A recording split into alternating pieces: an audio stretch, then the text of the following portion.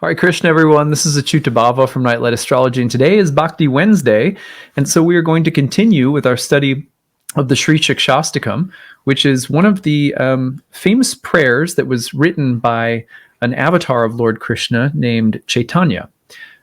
Chaitanya was a famous Bengali saint in our Gaudiya Vaishnava tradition, was thought to be an incarnation of Krishna and Radha combined.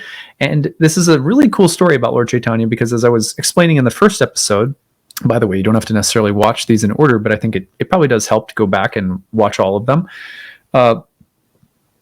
In our tradition, in the Bhakti Yoga tradition, the God comes to experience what it is like to be a devotee of God, because that's a kind of rasa, a kind of play, a kind of taste, a sweetness that even God doesn't understand. So that is why God comes as Krishna and Radha combined, because Radha is like the ultimate devotee of God, and God is basically saying, I think that the devotee who loves me might be experiencing like more bliss than I am. So like, let me check it out. So I love the playfulness of the Vaishnava tradition so much. Anyway, I'm going to chant this prayer again in its entirety. Last week we started with verse 1. This week we'll be reflecting on verse 2, and I will read verse 1 and verse 2 in order, and then repeat verse 2 and offer some reflections.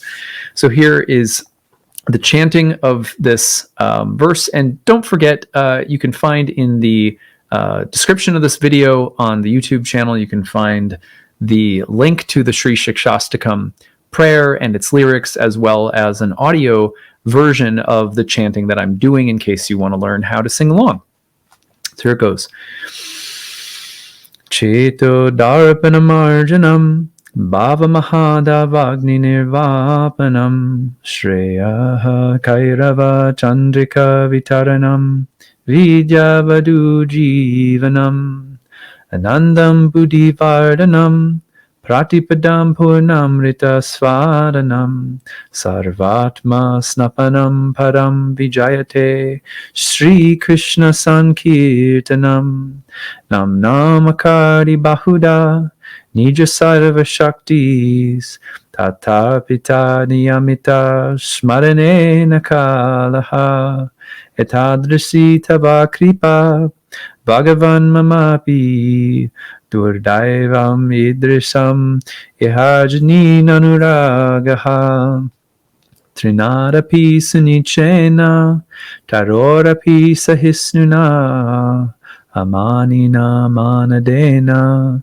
kirtaniya sadahari Nadanam najanam nasundarim kavitam vajagarisha kamaye Mama janmani janmani ishvare Bhavatad bhaktira haituki tvai Ainandatanunja kinkaram Patitamam vishame bhavam budau Kripaya tava para pankaja Shtitaduli sadrisam vichintaya Nayanam galara shudaraya Varanam gagadarudaya gira Pulakar nichitam vapukada Tava nama grahane bhavishyati Yugyayatam nimishena Chakshusha pravrishayatam Shunyayatam jagat sarvam Govinda virahena me Ashlishava pararatam pinashtumam Adarshanan marmahatam karotu va Yata tatava vidahatu lampato mat prananatastu sa eva na paraha Hare Krishna Krishna Krishna Hare Hare Hare Rama Rama Rama Hare Hare Hare Krishna Krishna Krishna Hare Hare Hare Rama Rama Rama Hare Hare. One more time. Hare Krishna Krishna Krishna Hare Hare Hare Rama Rama Rama Hare Hare. Gaur Premanande Hari Bol. So the first verse Let there be all victory for the chanting of the holy name of Lord Krishna, which can cleanse the mirror of the heart and stop the miseries of the blazing fire of material existence. That chanting is the waxing moon that spreads the white lotus of good fortune for all living entities. It is the life and soul of all education. The chanting of the holy name of Krishna expands the blissful ocean of transcendental life. It gives a cooling effect to everyone and enables one to taste full nectar at every step. We visited that verse last week, so we'll move on to the second verse now, which goes like this. My Lord, O Supreme Personality of Godhead, in your holy name there is all good fortune for the living entity, and therefore you have many names, such as Krishna and Govinda, by which you expand yourself. You have invested all your potencies in those names, and there are no hard and fast rules for remembering them. My dear Lord, although you bestow such mercy upon the fallen, conditioned souls by liberally teaching your holy names, I am so unfortunate that I commit offenses while chanting the holy name, and therefore I do not achieve attachment for chanting. So let's reflect on the second verse today. And if you want reflections on the first verse, make sure you go back to the first video in the series. Remember, this is God. This is God writing a prayer. I love that. This is God experiencing what it's like to be a devotee of God writing a prayer. And I think that's amazing, because what that shows me is that God is so merciful and so interested in who we are and what our position is, and so willing to be in a loving relationship rooted not in a power differential, but rooted in love and understanding. So God says in God's own prayer, My Lord, O Supreme Personality of Godhead, in your holy name there is all good fortune for the living entity. And therefore you have many names, such as Krishna and Govinda, by which you expand yourself. You have invested all your potencies in those names, and there are no hard and fast rules for remembering them. What do I hear what do I hear in my heart when I read those lines? I hear God saying, I have so many names, and it's so beautiful to call on any of them. And it's not about rules in terms of chanting, calling out to God, singing God's name, praising God, worshiping God, connecting to God in the heart, in the mind, in the soul. It's not about the rules. It's about the heart. It's about just calling out with an authentic desire to connect. O divine intelligence of the entire universe, fill my heart, fill my mind, be my friend, teach me, guide me. Let's hang out. I want to know you. I sense that you're there. Sometimes I'm afraid. It's very human. And here's God, acknowledging our position as like little souls who are struggling with, the material nature.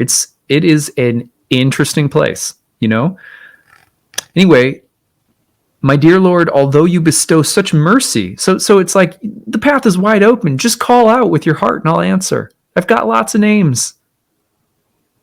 And I put my power into those names. It's like my cell phone it will vibrate and I will know you're calling if you call out, any of my names with heart and soul. My dear Lord, although you bestow such mercy upon the fallen conditioned souls by liberally teaching your holy names, I am so unfortunate that I commit offenses while chanting the holy name, and therefore I don't achieve attachment for chanting. Isn't that beautiful? I feel like this is really instructive. Here's God giving us just again acknowledgement of our situation. Like in my daily mantra meditation practice, I pick up my cell phone sometimes, I walk around, I get distracted, and it's like, why is it that I can't just bask and get into that deep trance state where my mind, my mouth, my words are just in that kind of like ecstatic, worshipful state? Like, why can't I get there? It's because my mind is on other things, on things that frankly are not the real deal, compared to sitting in the temple of the holy, in that, that place that the mind can't possibly comprehend, but you can feel it when you're there. Even if you get just for a second or a glimpse of it, when you're there, when you're abiding in that divine sanctuary. My dear Lord, you make it so easy to approach you, and yet I have a hard time knowing that this is good for me. I have a hard time staying focused and just learning to sit and commune with you. I have a hard time doing it. And I love that here's God come in avatar form praying this prayer. Just like Jesus in the Garden of Gethsemane, if you guys remember that story, struggles, like is deeply struggling to finish the job in that story, to stay committed to the path. And somehow I feel like this verse, every time I read it, I feel like God is like, I'm right there with you. This is part of it. This is part of how love is made, how love is realized. I'm there with you in the struggle. I made the struggle. It's part of how you come to this special place. And that just makes me trust the process all the more. So that is verse 2 for today. I hope you guys enjoy it, get some good thoughts from listening to that prayer. I think it's good to have prayers in our life. There's a book that I love by Eknath Easwaran. I think that's what it's called. That's what his, that's his name. That's how you pronounce his last name. And there is a book that he wrote, and I'm going to actually put it up on the screen. It is called Passage Meditation. And let me just show you it on the screen because I don't have a slide made in advance here. So it's called Passage Meditation by Eknath Easwaran. And he is through and through a bhakta. He's a devotional yoga guy and grew up chanting the names of Krishna. And he wrote this book, which I believe this is an audiobook version that you're seeing on the screen. But it teaches us the importance of having prayers in our life, like different prayers, maybe from different traditions, that you say regularly as meditation, just like I was chanting this song that I've learned. I don't want to give the impression by chanting this prayer that it's like the orthodox prayer of my tradition. You know, it's like, no, it's just a beautiful prayer. I hope it's inspiring, and I hope it inspires you to have some prayers in your life that you can go to regularly that help you do that communing, you know? So that's what I've got for today for Bhakti Wednesday. I hope you enjoyed it. We will see you again next week. We'll break down the third verse of the Śrī Śikṣāṣṭakam. And make sure you check out the description if you want the audio link to the melody that I'm singing or the actual lyrics to read the whole translation of the prayer. All right, that's what I've got. Hare Krishna, everyone.